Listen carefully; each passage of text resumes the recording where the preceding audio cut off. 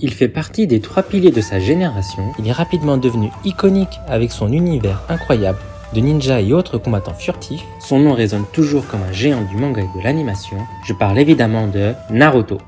Naruto a été réalisé par Masashi Kishimoto. Celui-ci souhaitait faire du personnage de Naruto un héros idéal. Il a donc fait de Naruto un personnage franc, espiègle et qui partage de nombreux traits de caractère avec Sangoku de Dragon Ball. Il souhaitait également faire de Naruto un personnage plutôt simplet, voire stupide, car il n'aime pas vraiment les personnages trop malins et trop terre-à-terre. Hormis l'influence de Dragon Ball sur certains aspects, et notamment les vêtements, Naruto détient sa propre personnalité qui évoluera au fur et à mesure de l'œuvre.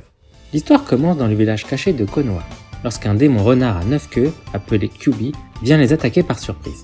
Les grands Hokage de Konoha prirent la défense du village pour tenter de le sauver. Cependant, un seul d'entre eux parviendra à sceller le démon renard à 9 queues dans le corps de Naruto. Le récit tourne donc autour d'un petit enfant, orphelin, nommé Naruto Uzumaki. Longtemps délaissé durant toute son enfance, il essaye en vain de se faire remarquer en faisant le pitre, le clown ou diverses bêtises. En bref, il cherche juste à avoir de l'attention. Il répète constamment qu'il sera le plus puissant des Hokage afin de s'encourager lui-même. Durant sa scolarité, il côtoie 2 autres enfants qui sont également des personnages clés de la série, Sakura Haruno et Sasuke Uchiwa. Tous deux souhaitent devenir de grands ninjas. Leur maître est Kakashi Hatake, un mystérieux ninja qu'ils accompagnent durant leur apprentissage en tant que professeur. Et à eux 3, ils formeront la célèbre équipe numéro 7. Cette série dispose d'une histoire incroyable, avec des messages forts. Pour ma part, je l'ai découvert au collège et j'étais sublimé par l'histoire et le background des personnages. On y aborde des sujets profonds dès les premiers épisodes, avec différents thèmes comme la guerre et les enfants soldats, l'exploitation de la misère des autres ou encore la confrontation d'idéologies avec la question suivante. Comment juger une personne sur ses actes présents sans en connaître son passé? Ce moment fort de la série mettra en lumière 2 points de vue. D'un côté, l'équipe numéro 7, financée par une mafia criminelle pour construire un pont afin de servir leurs vifs intérêts, et de l'autre côté, Aku, un orphelin lui aussi, qui suit un mercenaire du nom de Zabuza et dont la personnalité froide et sanglante a été façonnée par la vision de la guerre. Ce premier arc nous permet d'assister à des combats fabuleux et surtout à de nombreuses réflexions sur les motivations des personnages en présence. On est pris dans l'intrigue et surtout par les visuels et techniques de combat d'un nouveau genre. En effet, les signes que doivent faire les personnages pour attaquer est une idée incroyable et novatrice, ce qui rendra certains passages intenses et pleins d'émotions. On est tout de suite pris par l'ambiance pesante et menaçante qui règne constamment durant l'intrigue, et on se demande sans cesse comment nos héros vont réussir à s'en sortir. En d'autres termes, on est vraiment immergé dans une ambiance de ninja avec son lot de surprises et de rebondissements.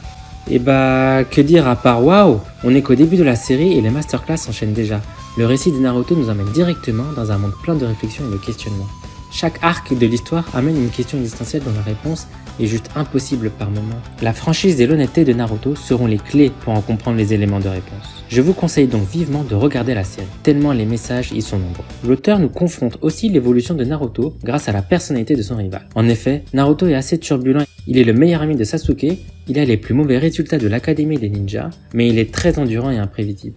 Il est déterminé et plein de bonne volonté. Sasuke, quant à lui, est le meilleur élève de sa classe. Il est très solitaire et il n'a confiance en personne. Il n'exprime jamais ses ressentis et est très réservé. Il possède des Sharingan, qui est une technique d'illusion héréditaire du clan Uchiwa. Il n'aime pas se sentir inférieur à des personnes de son grade. Il se montre arrogant et asocial, mais tout ça pour acquérir une forte puissance dans un unique but, éliminer son frère. J'adore vraiment Naruto.